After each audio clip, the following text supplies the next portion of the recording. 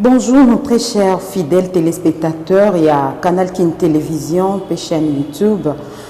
Tolingi bino mingi awa tozali na kati ya question d'actualité. Le lenge moko tolobela kabino tango nyonso question d'actualité eza na parti pris mon côté toza komemela bino basango lo lenge tozo zwela yango lo lenge tozo pesela bino. Toza ni na ngambo ya opposition to na ngambo ya pouvoir tozo lobela makambo ezoleka na mboka na profiter pe na ngonga oko yebisa yoyo zolanda biso ko hésiter te kotindela biso ba suggestion na yo na numéro o ekomami na ba ya écran na biso ezalinga wa bino mi consti to mama consti na numéro na biso ya sika to memeli bino lelo maître Ghislain Mwanji azali président ya parti politique Avance. Donc tout landaye à répondre na ba question na biso mibale Katanga au Katangé. Lelo ba interpellé pasteur Daniel Ngoyi Mulunda ebongi bayokaye mboka na biso eza na mibeko nango nakanisi maître Adimboleli biso malamu likambo oyo pe à répondre na question na biso ya mibale o etali union sacrée. Union sacrée, bandeko bazo kota bazo bima trouble koti na union sacrée population ezozanga par na yango ezali wapi population azo kufa na nzala ndeko maître na biso Ghislain à répondre na ba question wana pe ayanoli ete union sacrée ezotambola lolenge kani tolanda ye. Bonjour maître. Bonjour maman. Vous allez bien? Ouais, ça va. Et vous, ça va? Oui, ça va.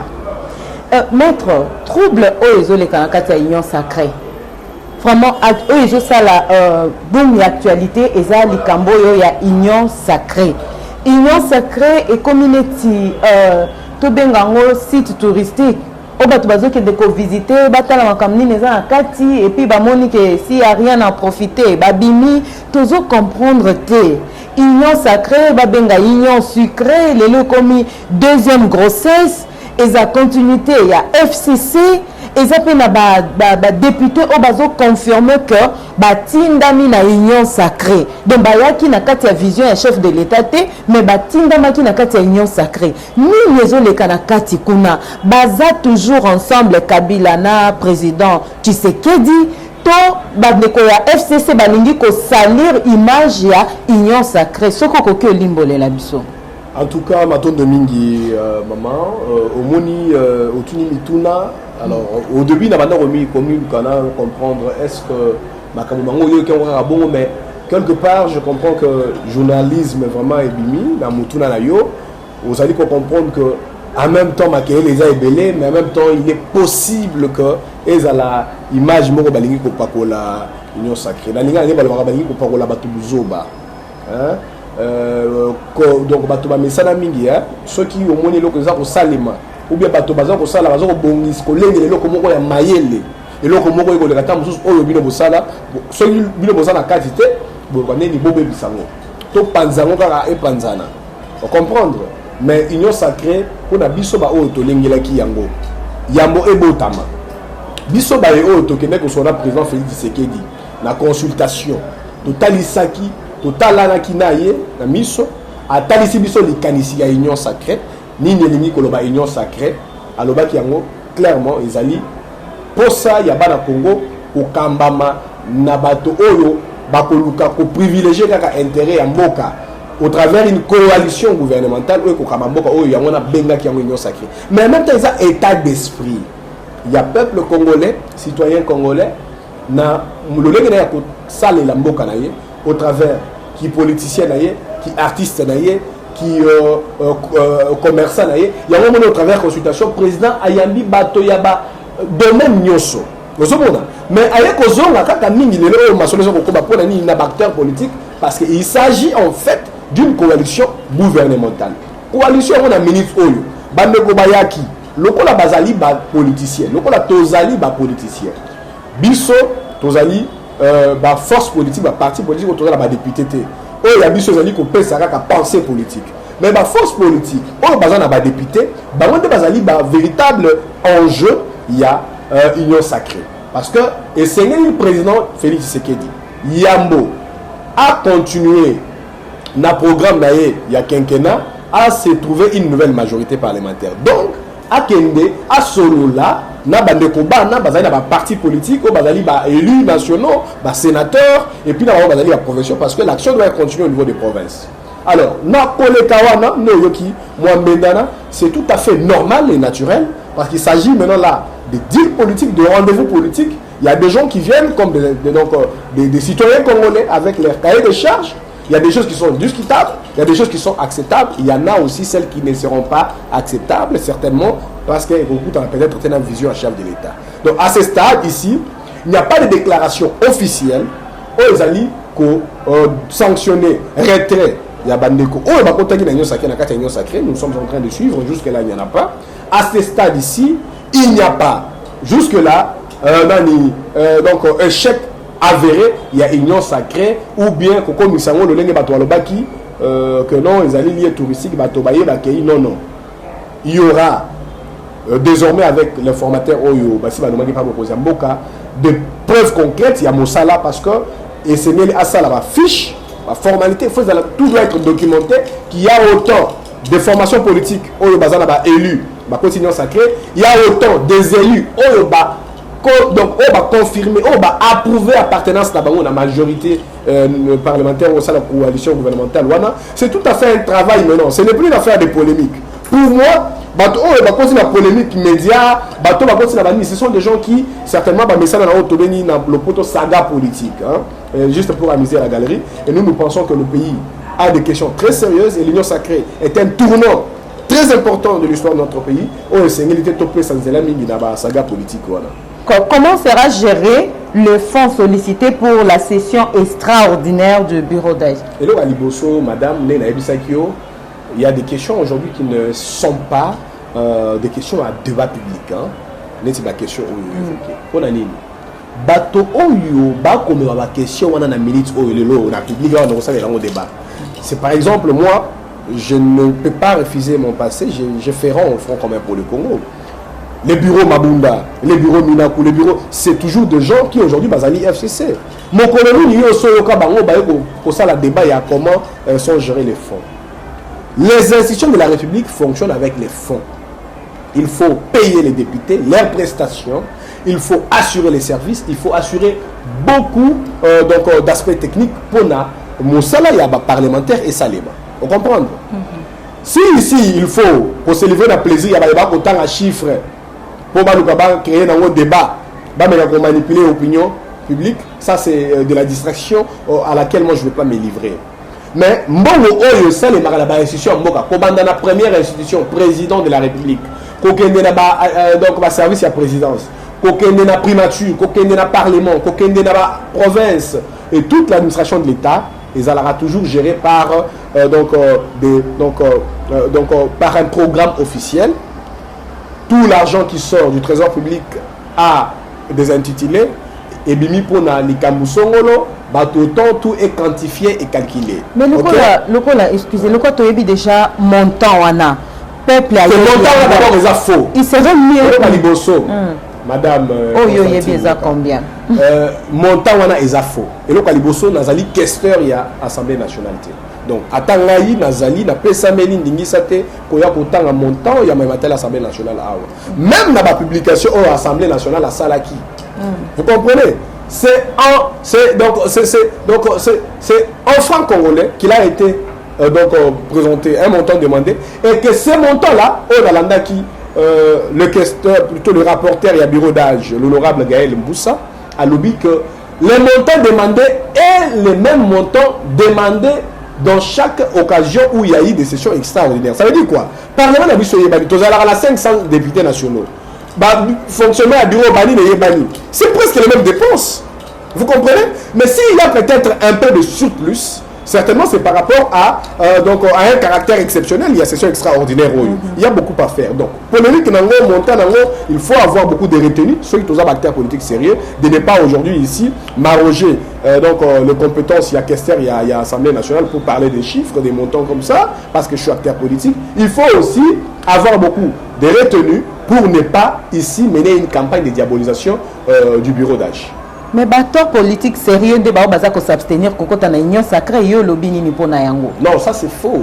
Je ne connais pas un seul acteur politique qui s'est dit qu'il est sérieux parce qu'il s'abstient d'intégrer Union Sacrée. Union Sacrée, Zali, d'abord expression donc présente ici qu'il y a ici dans Monokonae. Mais tout le monde dit classe politique congolaise, la classe sociale, c'est pour vous dire qu'il y a eu une confession nationale très sérieuse dans ma initiative. Donc le vrai sérieux, c'est chercher à sauver son pays. On a dit union sacrée pour la nation. Et ça pour sauver la nation congolaise. Le Lenge Longobami, au travers changement, il y a politique, il y a Mboka, changement, il y a gouvernance, changement, il y a pratique pour la Mboka Ekende au Liboso. Et moi, je crois que si quelqu'un veut devenir sérieux dans sa vie, ou bien dans sa façon de faire la politique, à l'exhibition de l'Or à Liboso, à l'Ukané, il a pour ça les Mboka Naye. Je vous rappelle, tous en mois de janvier, tu célébrer héros national. Lumumba, tu célébrer héros national. Mouzé Kabila, ce sont des gens qui ont été sérieux. Ils ont démontré qu'ils ont été sérieux au travers des actions. Ils se sont battus pour le cas de Lumumba, pour l'indépendance, le cas de Mouzé Kabila pour chasser la dictature de Mobutu. C'est ça le sérieux. C'est ça être sérieux. Être sérieux, ça ne veut pas dire tout ça, une émission, on a la sérieux dans laquelle union sacrée. Non, ça c'est peut-être le poto boni menteur, ou bien haineux, envers président Tshisekedi. Moi je n'en disconviens pas, mais être sérieux pour un citoyen, c'est répondre à l'appel pour servir la nation. Maître Ghislain, peuple bazako se plaindre par na bango tisiko ezomona na te to éviter na kati ya union sacrée plan d'action ezali to ezate parce que depuis to bandi na likambu ya baso de mouton oyo projet esi ezui soki 2 ans mobimba ezosila te to éviter après yango bobongisi nini to mona ki musée Laurent Désiré Kabila yaki a coûté $300,000 na kati ya caisse. Il a travaillé $300,000 à investir yango pour l'intérêt à libumu ya peuple biso to mona ki ba soso ba masango ba biloko musée Laurent Kabila a sala qui pona intérêt à peuple.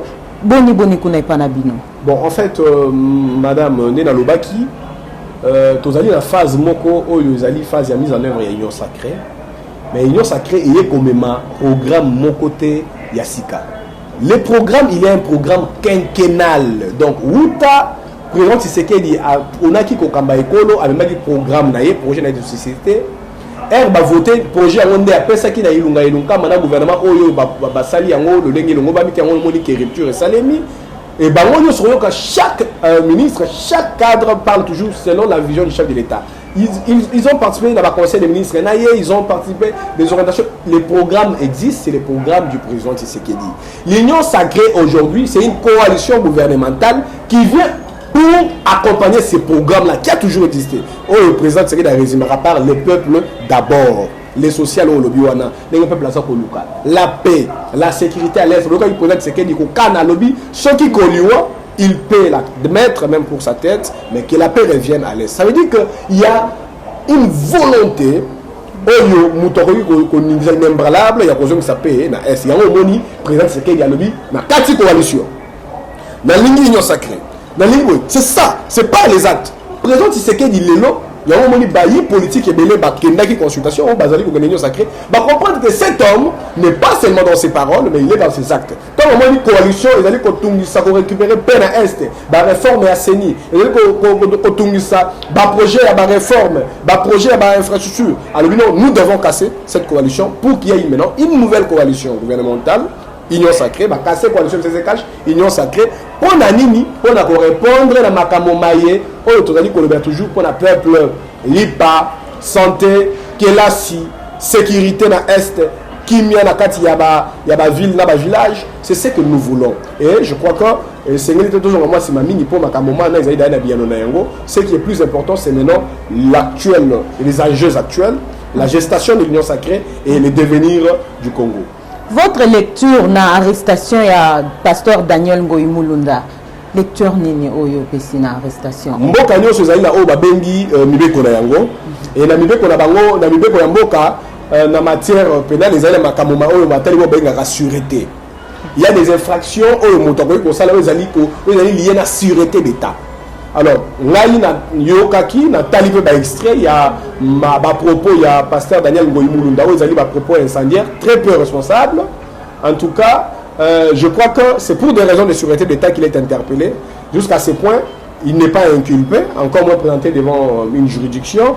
Il y a une action répressive qui est contre lui. Nous devons l'accepter parce que nous sommes dans un État où nous avons des services qui doivent assurer la sécurité, la sûreté de l'État. Et il est récupéré dans ce sens-là. Je crois que c'est tout à fait logique.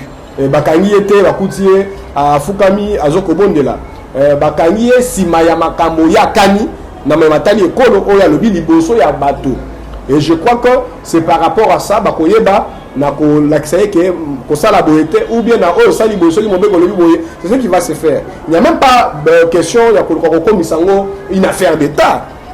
Bah Congolais belé n'a parlé passé pasteur Coutinho Fernando tout le monde a dit bakanga ya wasani ba bolo la moule belé Mboge continue à quitter malgré il y a eu beaucoup de dénonciations peut-être que les bonté mais pour des raisons de sûreté d'État bakanga qui moi na mboka Frank Diongo alors na télévision président Kabila atinga baki na pouvoir Frank Diongo le baki toko bimalanzela il faut to bengala toko kangaye toko bakanga ki mona mboka Frank Diongo akota ki prison ozomona c'est ce qu'on dit dans le poto la loi est dure mais c'est la loi ma propos ya batokoloba même ngaya okoloba ceux qui n'a qu'à toucher la sûreté d'État je serai poursuivable on doit m'interpeller c'est la force de la loi c'est la puissance étatique et je pense que Daniel Ngoyi Mulunda attaque Ouazali moto na minute oyo bayebi pene ya ancien président Joseph Kabila alingi ko bateka comme intouchable alingi ko bateka comme ko tchamoka en danger sans qu'il y ait à l'interpeller. Mais le fait c'est tout à fait normal. Massassi et bêta tant on va que kozwaye Massassi bêta qui ba bazo défendre to bakiza bandimi à église na ye to ceux qui bandimi au Congo le bandimi ba komi na mandoki ils allaient mituna une raison de plus quoi yeko mokambi na bango à l'interpeller soit à Sali Lingomba au tobengi ba groupes armés ils s'engagent ba enquêter Massassi bêta qui. Et moi, je crois que pour la sûreté à Mokanabiso, même si j'étais le ministre de l'Intérieur et de la Sécurité, même si j'étais dans les services de la justice, il faut qu'une telle personne, quand on est allé l'interpeller, il y a eu des échanges, des coups de balles, alors qu'au Catalan, nous sommes habitués à l'insurrection à Katakatanga, il y a beaucoup de morts là-bas, et c'est très important d'ailleurs, je pense qu'il faut battre en enquête à fond pour découvrir les propos tenus par le pasteur Mulunda. D'où est-ce qu'elles viennent, de quelle intention elles étaient nées, et puis qui ont attaqué ou qui ont voulu défendre son extradition à Kinshasa avec des balles, avec des armes. Qui les a armés? Ça, c'est une question qui touche vraiment la sûreté de l'État, et je pense que il est de bonne rigueur, il y a pour enquêter et puis que le Rwanda nous hors état de nuire. Maître Justin Mongi, n'habité message nous avons pour pasteur Yalelo. Aujourd'hui nous avons le pasteur Ngoyi Mulunda. Le pasteur Ngoyi Mulunda, on a lobby, ils na phase préliminaire, préliminaire, enquête kaka. Si ça va demander une procédure judiciaire et colonisation, c'est pourquoi nous avons dit que ici, ne pas lier d'en faire une affaire d'État, c'est une affaire de sûreté. Un message pour d'autres pasteurs qui suivent les empreintes. Pasteur, parce que il faut se dire d'abord que moi, on a pasteur rebellé, pasteur rebellé, pasteur, nakanisi bazali batindami ya tata nzambe babengami na mosala moyen pour kolengela milimo et puis pour kolengela bato kama bango na kati ya société et en même temps le but que base à la politique parce qu'un homme de Dieu doit aussi intervenir dans la politique mais il faut que na makamoma so tokoloba so les amis pour na mbongo na pour na mbongo bongo so les amis pour la kolobela mokonza mboka atika mabe kolobela mais je crois il ne faut pas kokana kokata été nyamboka parce que il s'agit lui il a parlé de scission il y a Katanga il a proféré des menaces sécessionnistes. Vous comprenez? Mais je pense que pasteur a un droit pour moi j'appuie les hommes de Dieu. Je n'interdis pas aux pasteurs de parler politique. Les pasteurs, les prêtres catholiques, parce que c'est notre société, territoire moko, nous devons parler politique, parler ça même dans les cultes. Nous devons pointer les autorités et les placer devant les responsabilités. Ça, c'est aussi une bonne